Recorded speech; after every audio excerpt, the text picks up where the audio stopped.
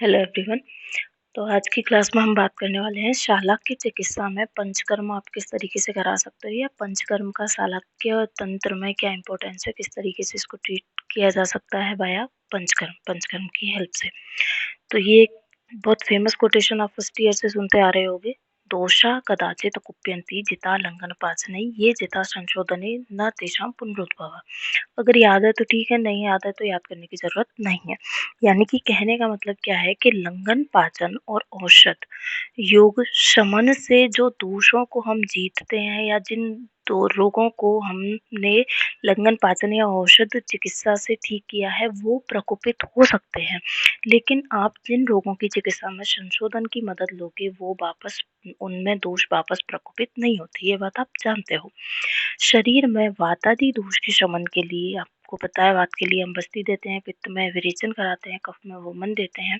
और अगर शमन चिकित्सा की बात करें तो वायु के शमन में तेल श्रेष्ठ है, पित्त के शमन में घृत श्रेष्ठ है और कफ के शमन में मधु श्रेष्ठ है।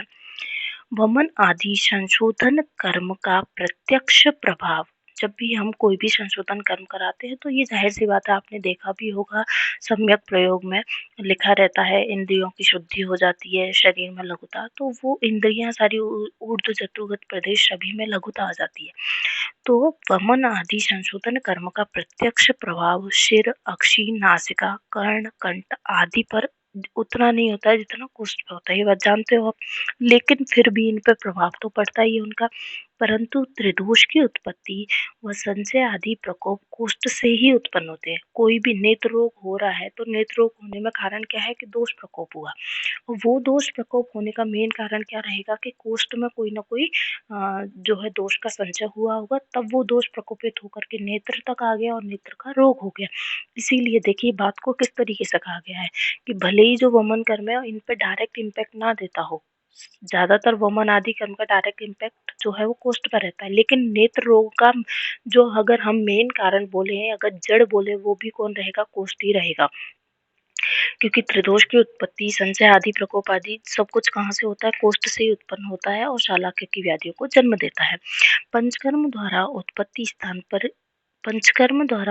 स्थान पर ही जीते गए दोष शालाक्य व्याधियों को शांत करेंगे। ठीक है, यानी कि कोष्ठ से ही शालाक्य की व्याधियों की यानी नेत्र रोगों की शुरुआत होगी, क्योंकि कोष्ठ में ही दोष का संचय होगा। तो अगर आप पंचकर्म का यूज करोगे, कोष्ठ की शुद्धि होगी, तो नेत्र रोग या अन्य कोई विकार होगा ही नहीं।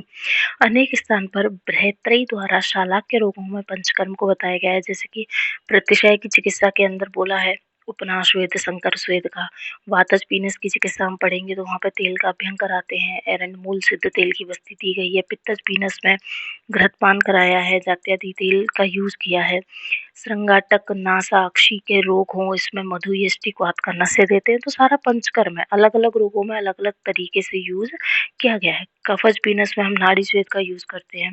वातज शिरो रोग है तो उसमें तो कंप्लीट स्नेहन स्वेदन और आसना तेल का नशे दे सकते हैं। अगर पित्त शिरो रोग है तो मधुर तिक्त घृत का नशे दे सकते हो, सिर का अभ्यंग करा सकते हो। कफज जो शिरो रोग है उसमें स्वेदन, तीक्ष्ण नस या तीक्ष्ण वस्ती, क्योंकि कफ के लिए सारी चिकित्सा तीक्ष्ण चलेगी।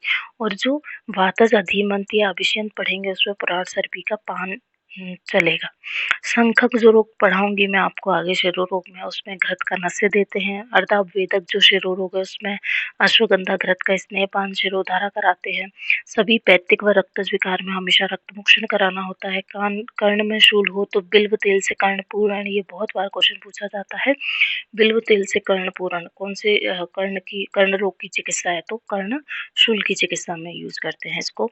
सुश्रुत ने अक्षी पाक कांच तिमिर अभिषेक इन सब में विरेचन का यूज करना बताया। अगर वात की अधिकता है तो एरंड तेल और दुग्ध से विरेचन कराओ। पित्त की अधिकता है तो त्रिफला ग्रस्त से विरेचन कराना है, और अगर कफ अधिक है तो तीव्रत ग्रस्त से इसमें विरेचन कराना है। सिर में स्थित कोई भी प्रकोपित वात शमन के लिए बस्ती बताई है।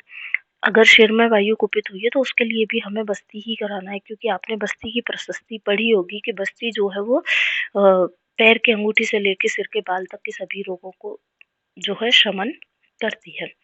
दृष्टिगत रोगों में हमें वमन नहीं कराना है, बहुत खास बात है, दृष्टि के रोगों में वमन कर्म नहीं कराना है। धूमपान से कंठ, मुख, नासा, सिर व अक्षी के शूल में शांति मिलेगी। तिमिर में धूम्रपान नहीं कराना है क्योंकि तिमिर में पित्त की अधिकता रहेगी, तो यहाँ धूम्रपान हम नहीं कराएँगे। और धातु नाश कर वातज रोगों में मूत्र तेल और शिरोधारा का यूज़ करना है।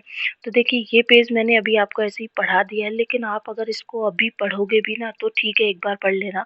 लेकिन जैसे ही मैंने कल भी आपको ये बात बोली थी कि जैसे ही मैं आपको सारी डिज़ीज़ेज़ बता दूँगी ना, तो उसमें आपको ऐसे अलग-अलग याद करने की ज़रूरत नहीं पड़ेगी, क्योंकि ये हम डिज़ीज़ पढ़ेंगे तो उनकी चिकित्सा भी साथ में पढ़ेंगे, तो आप खुद से सोच के भी लिख पाओगे कि हमने इस रोग में नस्य कराया था, यहाँ पे रक्तमोक्षण कराया था, यहाँ पे बस्ती दी थी, ये अपने आप ही लिख दोगे। लेकिन सिलेबस का हिस्सा है तो एक जगह इसको कंबाइन करके लिख दिया। क्वेश्चन भी एग्ज़ाम में यहाँ से 1-2 बार पूछा गया है 5 मार्क्स में कि शालाक्य चिकित्सा में पंचकर्म का महत्व बताइए, तो ये पेज उस अकॉर्डिंग आप लिख सकते हो। और भी इसमें नई चीज़ें आप ऐड कर सकते हो, जब भी आप पूरा जो है ये पढ़ लोगे तो भी और इसमें नई चीज़ें ऐड हो जाएँगी।